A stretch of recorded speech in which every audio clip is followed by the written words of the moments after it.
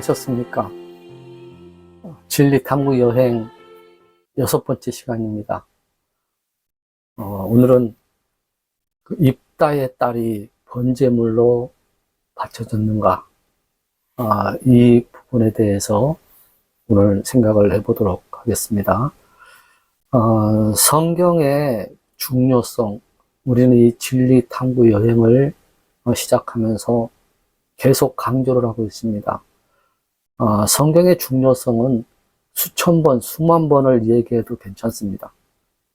그리고 성경을 우리말로 번역하는 것 또한 너무나 중요한 것이라고 우리는 지금 생각하고 있습니다. 그래서 계속 킹 제임스 성경과 현대 역본, 즉 개역 성경을 우리는 지금 비교 검토를 하고 있습니다. 오늘 본문을 생각하면서 우리는 그동안 개역 성경을 읽으면서 그 사사 시대의 재판장 입다가 있잖아요. 근데 그 입다가 자기 딸을 번제로 드리는 이야기가 있습니다. 근데 우리는 그걸 읽을 때마다 사실 저는 목사로서 마음이 무척 좀 불편했어요. 하나님이 세우신 사사가 어떻게 자기 딸을 번제물로 바쳤는가? 물론 소원기도라는 내용이 나오죠.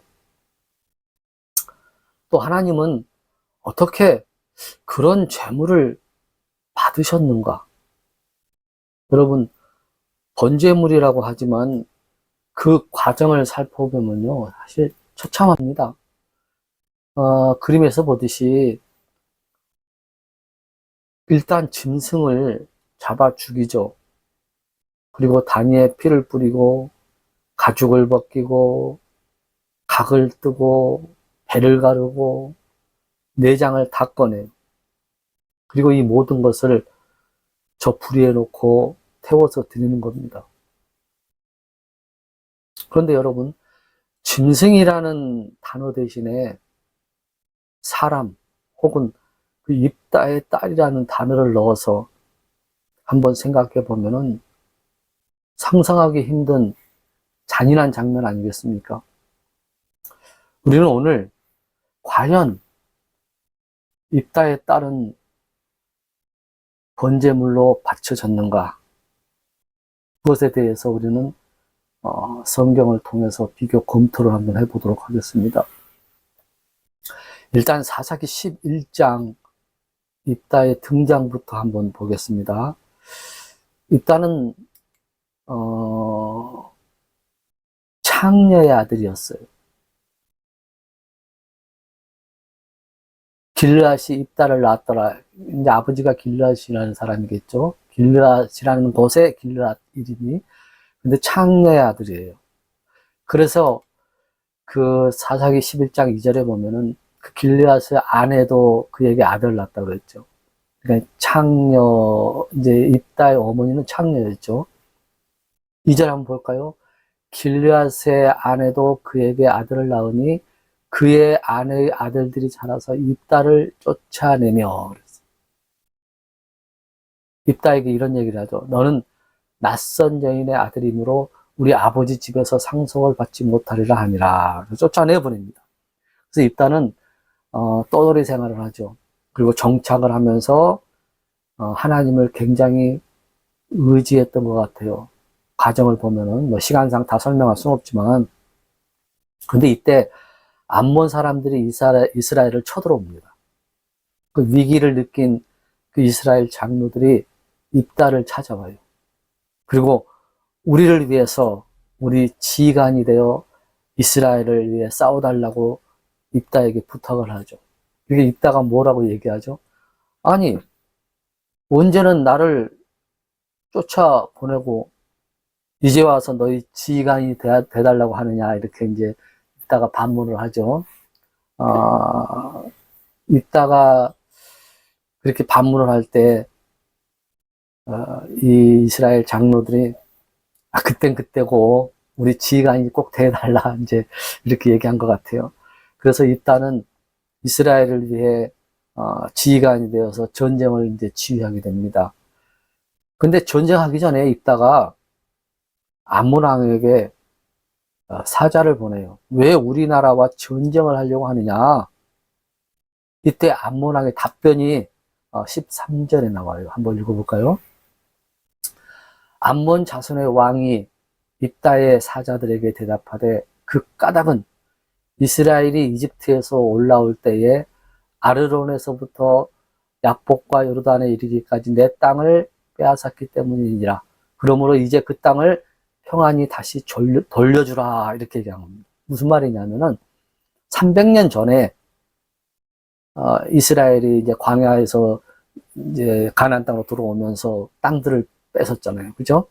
그래서 300년 전에 우리 땅 길르앗을 너희가 뺏었으니까 이제 그 땅을 돌려달라는 거예요. 무슨 말인지 이해가 되시죠? 그런데 이 길르앗은 사자를 보내서 또 이렇게 답변합니다. 하나님께서 우리에게 주신 땅을 돌려줄 수 없다. 300년 동안 우리가 이 땅을 바꾸고 농사 짓고 살았다. 이게 입다의 답변이에요. 26절 한번 볼까요? 이스라엘이 헤스본과 그것의 고을들과 아로엘과 그것의 고을들과 아르논 지경에 있는 모든 도시에 거한 지 300년이 되었거늘 그런즉 너희가 어찌하여 그것들 그 기간에 도로 찾지 아니하였느냐? 하나님께서 우리에게 주신 땅을 줄 수 없다. 이렇게. 그러니까 땅을 줄 수 없다고 그러니까 암몬 왕이 이제 드디어 전쟁을 일으키죠. 그래서 29절부터 이제 전쟁이 일어나는데 이제 전쟁터에 나가기 전에 이 암몬은 기도하는 사람이잖아요. 기도를 했어요. 하나님 앞에 소원 기도를 합니다. 어떻게 하냐면은 내가 암몬 자손에게서 평안이 돌아올 때, 즉 승리를 안겨주면은 누구든지 내 집 문에서 나와서 나를 영접하는 그는 여호와께 돌릴 것이니 내가 그를 번제로 드리겠나이다 아니라 이런 소원 기도를 드립니다. 지금 이건 개역 성경입니다. 빨간 글씨를 잘 보세요. 그는 그것을 잘 염두에 두시기 바랍니다. 그리고 자, 킹 제임스 성경에는 뭐라고 이 구절이 나오냐면은 나를 맞이하는 것은 확실히 주의 것이 되리니 내가 그것을 번제 헌물로 드리겠나이다 하니라. 나를 영접하는 그는 개역 성경에서는 그는 번제로 드리겠다고 그러고 킹 제임스 성경에서는 나를 맞이하는 것은 그것을 그랬어. 그것을 번제 헌물로 드리겠나이다. 그랬어. 전쟁에서 이제 승리해서 돌아오지요. 누가 나오죠? 제일 먼저 이 입다의 애동 딸이 마중을 나와요. 너무너무 기뻐서. 이 딸은 전쟁에서 승리한 아빠를 보고 너무 기뻐서 마중을 나왔는데 이 입딸은 마음이 너무 슬픈 거예요. 왜? 소원 기도를 한 게 있잖아요. 과연 이 딸을 번제로 드려야 하는가? 그리고 이 딸은 이렇게 해요. 슬프다 내 딸아. 너는 나를 슬프게 하는구나. 왜 그래 왜 아버지? 내가 전쟁하기 전에 이런 소원 기도를 했지 않느냐. 그랬더니 입다의 딸이 뭐라 그러죠? 아버지 말씀대로 행하소서. 굉장한 믿음이죠, 딸이. 근데 딸이 이런 얘기를 해요. 37절에 보면은 그녀가 자기 아버지에게 이르되 내가 이 일을 행하시되 곧 나를 2달 동안 홀로 있게 하소서.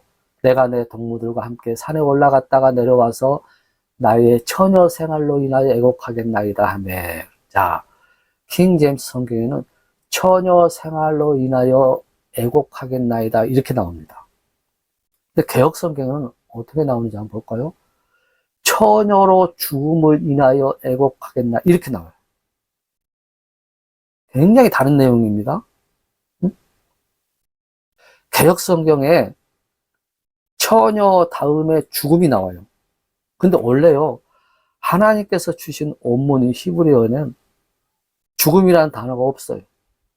그런데 이 현대 역본의 번역자들은 하나님께서 주시지도 않은 말씀을 살짝 집어넣습니다. 아, 딸을 번제물로 잡아 죽이는구나. 이런 생각을 할 수밖에 없잖아요. 그런데 다시 말씀드립니다만 히브리어에는 그 내용이 없어요. 다시 한번 볼게요. 자, 두 가지 내용입니다, 여러분. 한쪽은 킹 제임스 성경, 한쪽은 개역 성경이죠. 어떤 게 킹 제임스 성경 번역이라고 했죠, 여러분? 금방 제가 여러분에게 띄워 보냈잖아요. 네, 왼쪽에 있는 거예요. 나의 처녀 생활로 인하여 애곡하겠나이다. 38절에도 자기의 처녀 생활로 그랬어요. 그런데 오른쪽에 있는 개역 성경에는 뭐라 그러죠? 나의 처녀로 죽음을 인하여 그랬죠. 또 38절에도 처녀로 죽음을 인하여.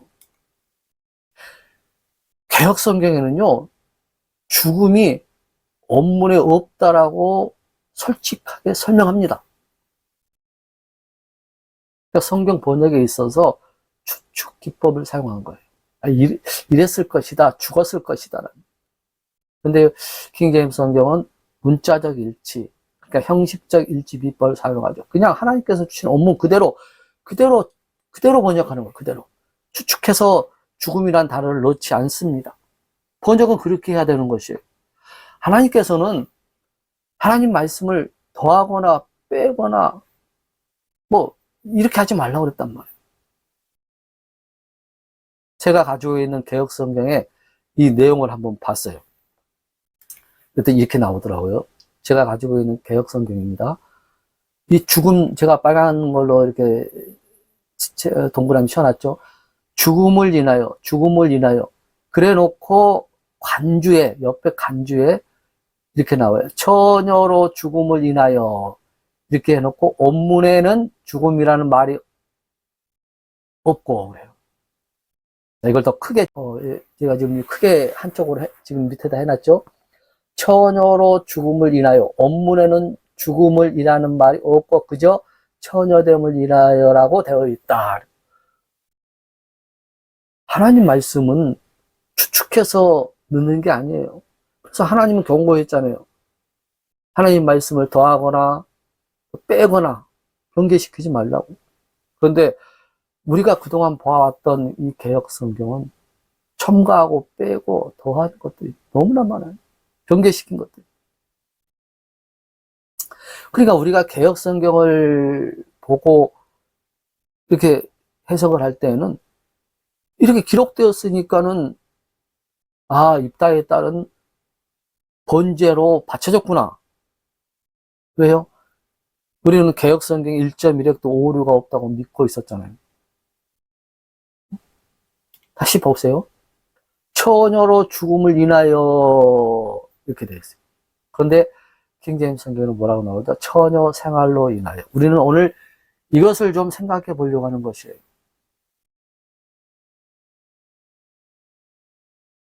자, 38절에 다시 한번 봐요. 처녀로 죽음을 인하여 애곡하고 또 처녀 생활로 인하여 이렇게 나오잖아요. 그리고 40절에 보면 다시 볼까요? 40절에 보면 이렇게 나옵니다. 개역 성경에 2달 만에 그의 아버지에게로 돌아온지라 그는 자기가 소원한 대로 딸에게 행하니 행합니다. 딸이 남자를 알지 못하였더라. 이렇게. 그런데 킹 제임스 성경은 뭐라고 말하냐면은 남자를 알지 아니하니라 그랬어요. 여러분, 동침하지 않은 것과 동침하지 못한 것은 다르죠. 그럼 이 성경 해석이 원리가 굉장히 중요합니다. 하나님의 성품에 어긋나는 것은 안 돼요. 성경 해석의 원리입니다, 그게. 기본적인 하나님의 성품에 어긋난 해석은 올바르지 않습니다. 여러분, 이 가나안 족속을 다 죽이라고 그러잖아요. 이제 하나님께서 이스라엘에게. 그때 왜 그런 줄 아세요? 레위기에서 보면은 이 가나안 사람들이요, 자식들을 몰렉에게 그 신에게 주기 위해서 인신제사를 드렸어요. 그러니까 자기 자식들을 불로 태워서 죽였어요. 너는 결코 내 씨 중에 하나라도, 하나님 명령입니다, 이스라엘에게. 너는 결코 내 씨 중에 하나라도 몰렉을 위하여 불가운데로 지나가게 하지 말고 내 하나님의 이름을 욕되게 하지 말라. 여러분, 자녀를 불에 통과시키는 것, 죽이는 것, 이것은 하나님을 욕되게 하는 것이에요. 입다가 번제 헌물로 바쳤다면은 돌에 맞아 죽을 일입니다. 인신 제사는 있을 수가 없어요. 하나님의 사람으로서. 우리가 열왕기상 11장 7절에 보면은 솔로몬이 암몬 여인들과 놀아나잖아요. 그리고 결국은 어떻게 하죠? 인신 제사를 드려요. 에레미야 32장에 봐도 바벨론 포로로 내보낸 이유가 있어요. 이스라엘이 몰렉에게 아들, 딸들을 바칩니다. 그래서 하나님이 구하신 거예요. 인신제사를 싫어하는 하나님께서 여러분 입다에게 너희 딸을 인신제사로 바쳐라 이랬겠습니까? 그런 일은 할 수가 없죠. 그리고 가장 중요한 것은 뭐냐면은 사사기 11장 29절에 보면 이런 내용이 있습니다. 그때에 주의 영께서 입다에게 임하셨으므로. 지금 입다가 하나님 앞에 소원 기도할 때 누가 임했다고 했어요? 주의 영께서 입다에게 임했어요. 그런데 주의 영이 임했는데 기도를 하나님의 뜻대로인데 인신제사를 드리겠다고 한 것이 맞겠습니까? 어떤 사람들은 또 그런 사람들이 있죠. 또, 하나님께서 창세기 22장에 보면은 이삭을 번제 헌물로 바치라 하지 않았느냐. 그 내용을 들은 사람들이 있어요. 분명히 하나님은 테스트라고 했어요. 히브리서 11장 17절에 보면 하나님이 믿음을 단련시키기 위함이었다고 얘기합니다. 시험, 이 말이 뭐냐면 트라이, 영어로 트라이라는 뜻인데 이 단련하는 거예요. 받는 게 아닙니다. 결론은 뭐예요? 입다의 딸은 번제로 죽은 것이 아니고 일평생 처녀로 하나님의 일을 했다. 이렇게 생각하는 것이 옳은 생각입니다. 근데 개혁성경 왜 죽음을 추가했느냐? 처녀로 죽음을 추가해 놓으니까는 목사님들이 이렇게 설교를 할 수밖에 없어요. 그래서 결국 하나님은 인신제사를 요구하는 무자비한 하나님을 느끼도록 만들어 놓은 게 뭐냐면 개혁성경입니다. 여러분 히브리서 11장에 보면은 믿음의 사람들이 쭉 나오죠. 거기에 또 누가 나오는지 아세요? 입다도 나와요. 입다가 믿음의 사람들 중에 나옵니다. 만약에 인신제사를 드렸다면은 그 믿음의 사람 안에 나오겠습니까? 히브리서 11장에 이런 일들은 불가능하죠. 저는요, 이 킹제임스 성경과 성경에 나타난 다른 기록들의 근거에서 입다의 딸이 번제물로 바쳐졌다고는 저는 믿지 않습니다. 처녀로 죽임을 당했는가, 처녀로 살았는가. 이 두 성경은 이렇게 차이가 나는 거예요. 개혁 성경을 읽다 보면은 입다의 딸은 처녀로 죽임을 당했다고 볼 수밖에 없어요. 그런데 킹제임스 성경을 보면 처녀로 살았어요. 일평생을. 하나님의 일을 하면서. 서두에서 언급한 것 같이 이 개혁 성경은 사사기 11장 37절에서부터 9절의 말씀에 나오는 그 처녀대물이라는 표현에 원래 원문에는 없는 죽음이라는 단어를 뒤에 추가했다고 그랬죠. 마치 입다의 딸이 소원을 이행하는 과정에서 죽임을 당한 것처럼 그렇게 표현이 되는 것이 뭐냐면 개혁성경이에요. 그러나 우리 한번 다시 생각해 봅시다. 하나님께서는 입다가 그녀를 본 순간에 불살라서 드리는 소, 양, 염소와 같이 취급했을까요? 아니면 그녀로 하여금 주의 소유가 되어 주의 절에서 일평생 주님만 바라보며 주께 헌신하며 살도록 했을까요? 아까도 계속 얘기했지만 원래 원문에는 죽음을이라는 단어가 들어있지 않다고 그랬죠. 죽음이라는 단어가 원래 없어요. 하나님이 주실 때. 그래서 그 여러분 개역성경을 한번 찾아보세요. 간주 옆에 분명히 나옵니다. 죽음이라는 말은 없다. 원래 원문에 이렇게 나와요. 솔직히 양심 고백을 하잖아요. 이 개역성경 번역자들이. 근데 왜 그 성경, 거룩한 홀리바이블, 거룩한 성경에 왜 첨가를 해놓습니까? 하나님 주시지 않는 말씀을. 이게 현대 역본과 이런 개역성경의 허점입니다.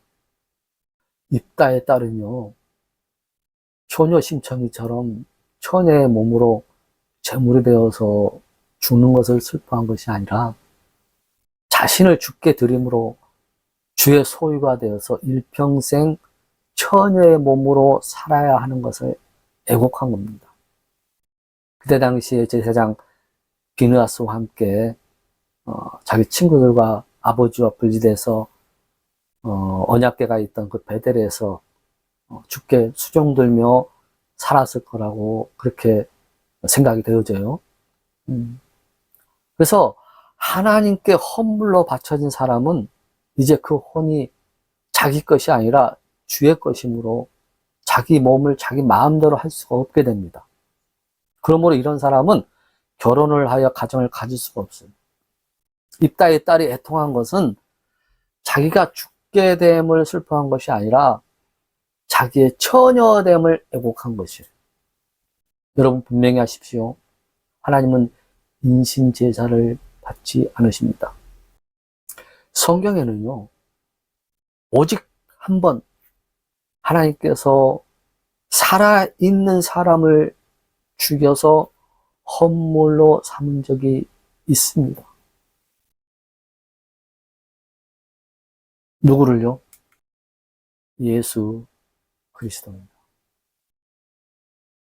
하나님은요, 그분의 독생자 예수 그리스도를 십자가에 죽게 하심으로 우리 죄들을 위한 화해 헌물로 삼으셨어요. 딱 이 사건 하나입니다. 요한일서 2장 2절에 그렇게 나오죠. 그분은 우리의 죄들로 인한 화해 헌물이시니 우리의 죄들뿐 아니요 온 세상의 죄들로 인한 화해 헌물이시니라. 반면 마귀는 사람들을 깨워 하나님께서 가증히 여기는 일을 하도록 만들죠. 여러분 열왕기하 7장에 보면요, 아바 사람들은 닉파스와 다르닥을 만들며 스발라와임 사람들은 자기 아이들을 불에 태워 스발라와임의 신들인 아드람멜렉과 아남멜렉에게 드렸더라. 이방 신들을 섬기는 그런 사람들이 이렇게 인신제사를 드린 거예요. 거룩한 하나님께서는 절대 인신제사를 요구하지 않습니다. 에레미야 32장 35절 보세요. 또 그들이 흰놈의 아들의 골짜기에 바알의 산당들을 세워 몰렉을 위하여, 자자가 한자가 더 들어갔네요. 자기 아들 딸들을 불과 안도로 지나게 하였느냐. 몰렉을 위해서. 살아있는 사람을 죽여서 희생 제물로 삼는 것은 마귀 숭배자들아 하는 가증스러운 짓입니다. 따라서 하나님께서는 입다에게 살아있는 딸을 죽여서 번제 희생물로 삼으라고 하시지는 않았을 거라고 분명히 저는 생각합니다. 우리 하나님은 거룩한 성품과 자비로우신 분이에요. 입다의 딸이 불에 태워서 바치는 제물이던 것이 아님을 우리 하나님의 성품을 보면 알 수가 있어요. 개역 성경을 보다 보면은 하나님이 잔인하고 가증스럽게 입다의 딸을 태우는 희생 제물로 삼았다고 그렇게 생각할 수밖에 없어요. 여러분, 아직도 하나님이 잔인하신 분, 입다의 딸을 불로 태우는 희생물로 받으셨다고 생각하십니까? 입다의 아버지, 입다가 비정한 아버지로 보이십니까, 여러분? 아직도 입다의 딸이 아버지 때문에 억울하게 죽음을 당한 불쌍한 소녀라고 생각하십니까? 개역 성경을 보면 그렇게 오해할 수밖에 없는 구절이 있잖아요. 원문에도 없는 말을 집어넣어가지고. 입다는요, 자기에게 있어서 가장 소중한 것을 하나님께 드렸어요. 외동딸. 입다의 딸은 위의 말씀, 우리가 지금 이 킹제임스 성경을 말씀에서 살펴본 것처럼 살아있는 헌물이 되어서 평생 처녀의 몸으로 주를 섬기는 자가 되었을 거라고 저는 확신합니다. 신약시대를 살아가는 오늘 우리에게 하나님께서는 이렇게 말씀하세요.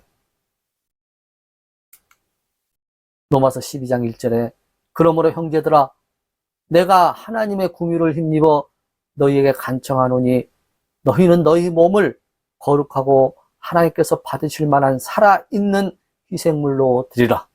그것이 너희의 합당한 섬김이니라. 진리탐구 여행 7번째 시간에서 다시 만나겠습니다. 감사합니다.